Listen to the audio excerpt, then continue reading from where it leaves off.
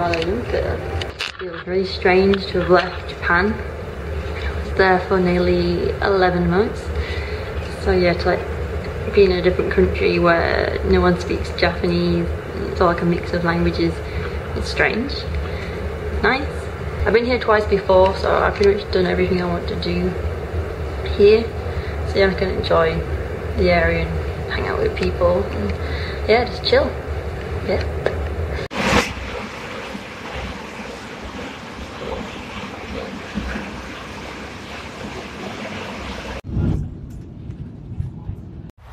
Good evening from New Zealand. You guys got the flight into Auckland airport.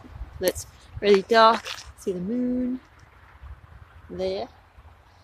So I'm gonna find somewhere to camp and then continue my journey into Auckland tomorrow, and then sort out maybe a SIM card, or I need to get a few things. But really good to be back in New Zealand. Yeah.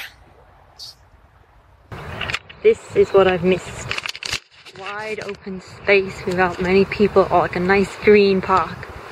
I'm pretty tired even though I got here a few days ago.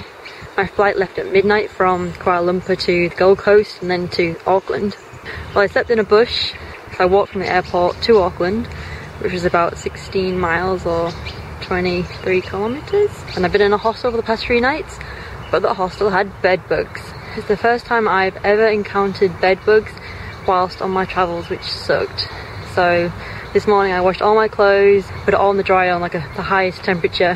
Hopefully it's killed all the bed bugs. I have so many bites, but yeah. And the hostel wasn't the nicest one. Like, people were just really inconsiderate, like turning the light on at like 2, 3, 4 a.m, slamming the door, just not being considerate at all, which kind of sucked. So I'm quite tired. So yeah, I'm hoping tonight I can find a nice spot to camp somewhere. It's been raining all day, so I hope it's going to stop now.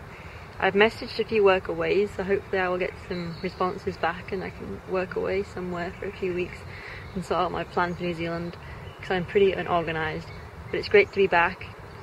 I lived here when I was 14 in the south of the South Island. I went to school and that was a really cool experience. So it's going to be nice to go back and see more of New Zealand, because I didn't see much when I was here then.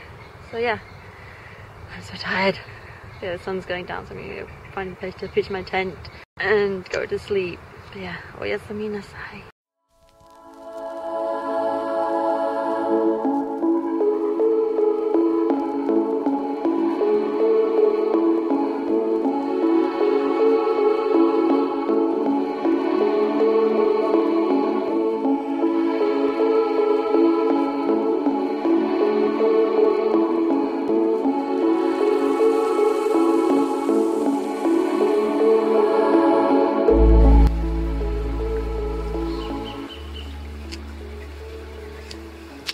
Peaceful here. So yeah, I will quickly tell you about my hitch. It's yesterday. So I got a bus from Auckland to Albany, and then from there I hitched half the way to Warkworth. I got a lift with Anna. Well, she was originally from America with her 2 daughters. She lives in New Zealand now.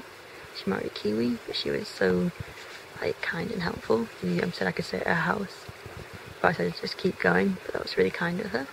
And then from there I got lifted with a guy from the Philippines who was working here.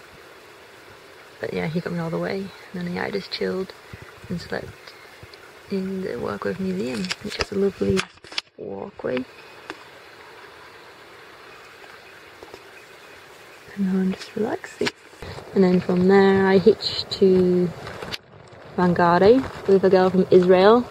She was 20 and she had just hired a car herself and she was driving around. Couch surfing with a lovely host family for 2 nights. And I walked for an hour, went by a supermarket, got some food. And then I started to hitch. After about 10 minutes got picked up by a Kiwi, a guy called Jeff, who drove me directly to the glowworm caves, thank you. But it was just like, you're in a cave and there's stars in there, it was really cool. Like once your eyes had adjusted you could see so many glowworms just evenly spaced. That was amazing. Where I'll go towards the Bay of Islands and Waitangi. So yeah, it kind of feels similar to England just because The native flowers are pretty, things like the buttercups, daisies here, and some of the birds. Like they have song thrushes and blackbirds, sparrows, goldfinches. These, I don't recognise these trees, but it kind of feels like, I feel like the Yorkshire Dales. And then from there I managed to get a hitch from these American tourists, really cool guys. Yeah, I asked them to drop me off in the next town, but then we kind of drove through it. It wasn't very big, so then they drove me all the way to Russell. We got on a ferry, wandered around there for a few hours, and then I've hiked here. Mordor. So yeah, hopefully I'm going to camp here tonight and it's not going to rain, and then yeah, so yeah, it's a good day. To Mordor. Master Frodo!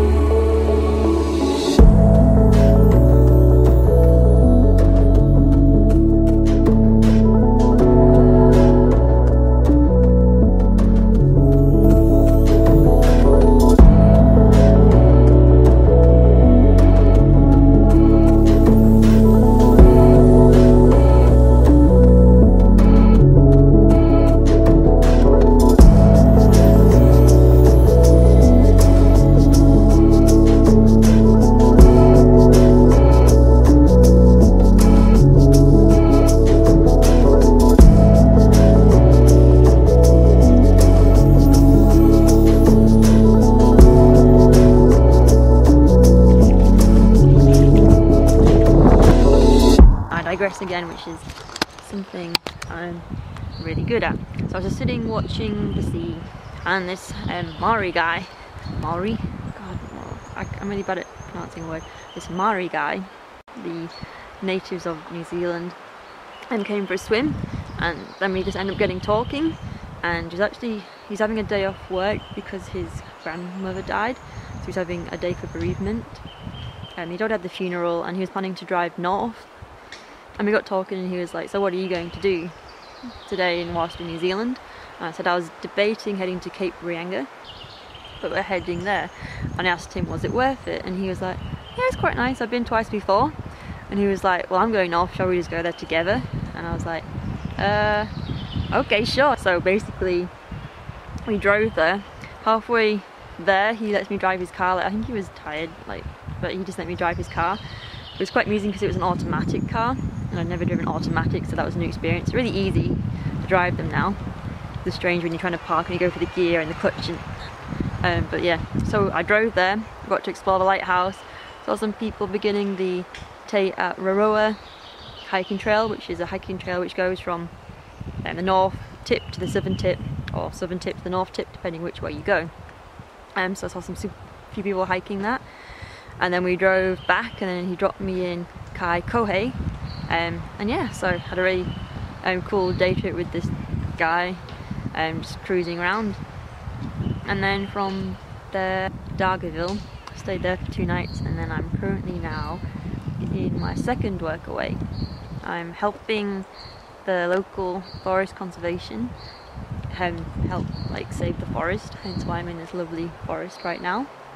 So I'm learning all about the impact of the local rodents who are not native to New Zealand, such as stoats and possums, and they are going after all the native birds, so there's a big conservation effort to help the kiwi and things like that. So I'm learning a lot in a lovely farmhouse, so it's awesome. The second workaway, so it's really cool.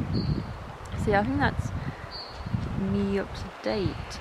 So yeah, I guess I'll end that here. I'm going to go for a walk through the forest, which sounds like it's coming to life. But yeah, if you enjoyed this video, then as always, please hit subscribe, hit the like button, or leave a comment if you have any questions or queries about anything of my miscellaneous mumblings, and then please do so. But yeah, have a good day.